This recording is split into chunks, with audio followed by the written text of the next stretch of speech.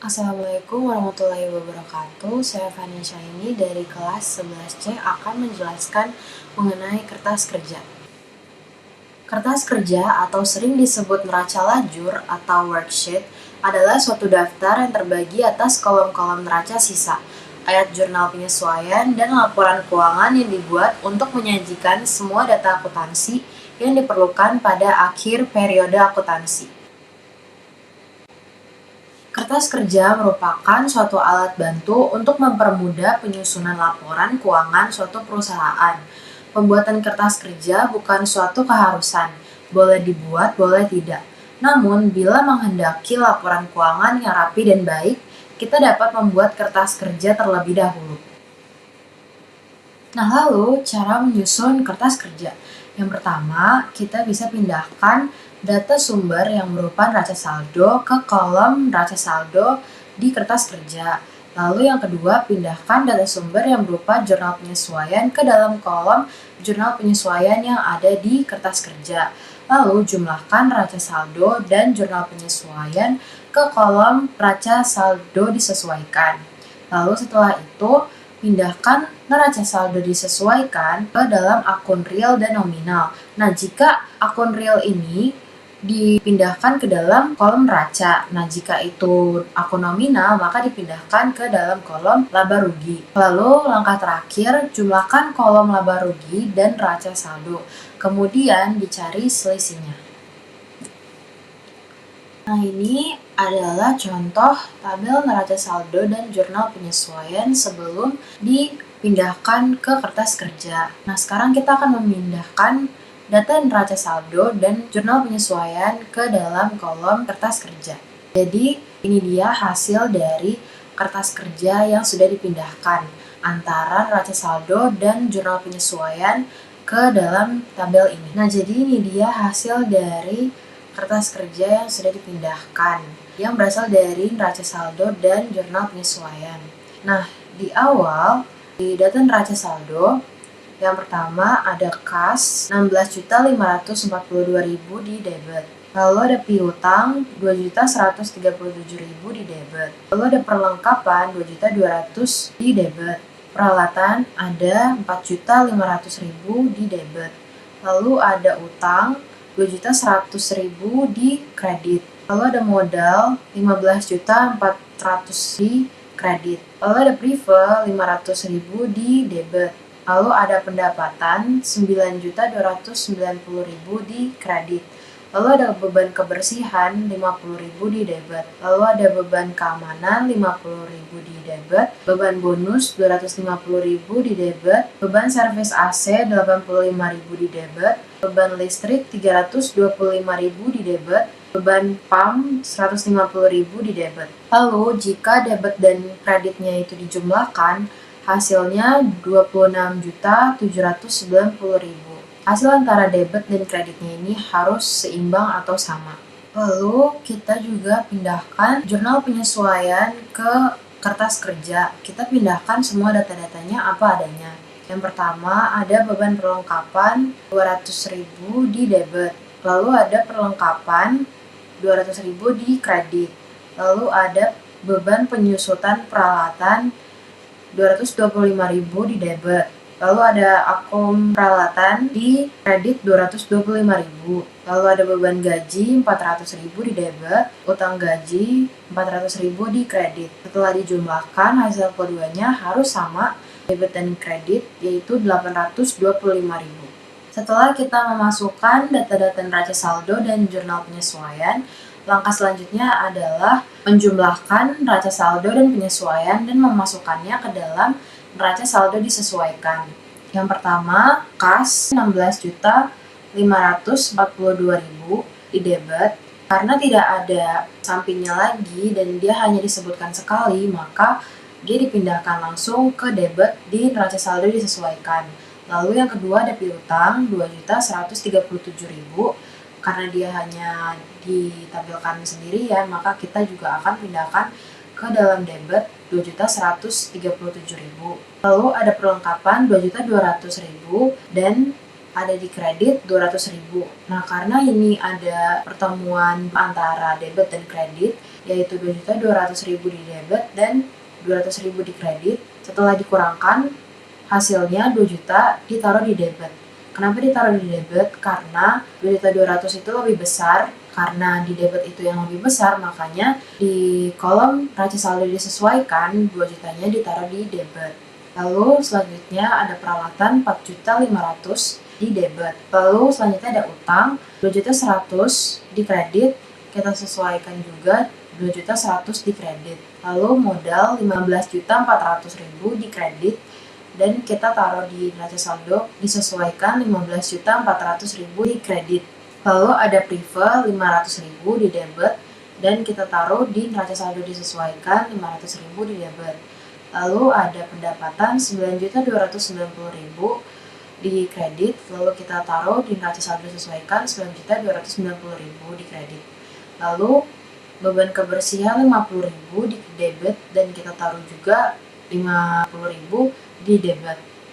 Lalu beban keamanan 50.000 di debit dan kita taruh juga di neraca saldo disesuaikan 50.000 di debit.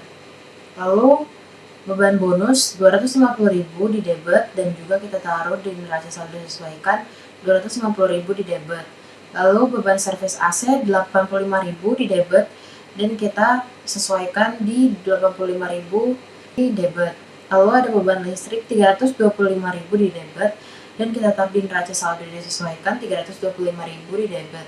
Lalu ada beban PAM 150.000 di debit dan kita taruh di neraca saldo disesuaikan 150.000 di debit. Lalu beban perlengkapan 200.000 di debit, lalu kita taruh juga di neraca saldo disesuaikan 200.000 di debit. Lalu beban penyusutan 225.000 di debit dan kita taruh di neraca saldo disesuaikan 225.000. Akun peralatan 225.000 di kredit dan juga kita taruh 225.000 di kredit. Beban gaji 400.000 di debit, kita taruh di neraca saldo disesuaikan 400.000 di debit. Lalu utang gaji 400.000 di kredit dan kita taruh 400.000 di kredit di neraca saldo disesuaikan. Setelah kita jumlahkan, keduanya hasilnya harus sama, yaitu 27.415.000. Maka langkah selanjutnya adalah memindahkan neraca saldo disesuaikan ke kolom laba rugi atau neraca. Nah, kita bisa memindahkan neraca jika akun tersebut adalah akun real, dan jika akun tersebut adalah nominal, maka kita memasukkannya ke laba rugi. Akun real terdiri dari utang, modal, dan harta.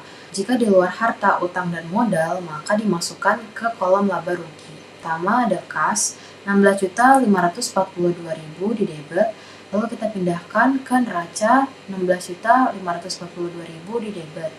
Lalu ada piutang yaitu 2.137.000 di debit, lalu kita pindahkan juga 2.137.000 di debit di kolom neraca. Lalu perlengkapan 2 juta di debit, lalu kita masukkan juga di neraca 2 juta di debit. Lalu kita masukkan peralatan 4.500.000 di debit dan kita masukkan juga 4.500.000 di debit di kolom neraca. Lalu ada utang 2.100.000 di kredit dan kita masukkan juga di neraca 2.100.000 di kredit. Lalu modal 15.400.000 di kredit, kita masukkan juga 15.400.000 di kredit di neraca. Lalu ada prive 500.000 di debit dan kita masukkan juga di neraca 500.000 di debit.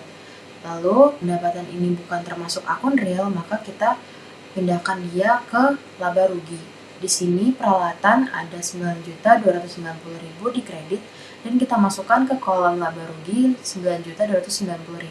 Selanjutnya, beban kebersihan 50.000 di debit, kita masukkan juga di laba rugi 50.000 di debit. Lalu beban keamanan 50.000 di debit, kita masukkan juga di laba rugi 50.000 di debit.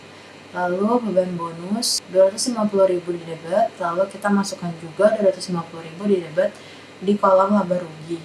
Lalu beban servis AC 85.000 di debit, lalu kita masukkan juga di laba rugi 85.000 di debit.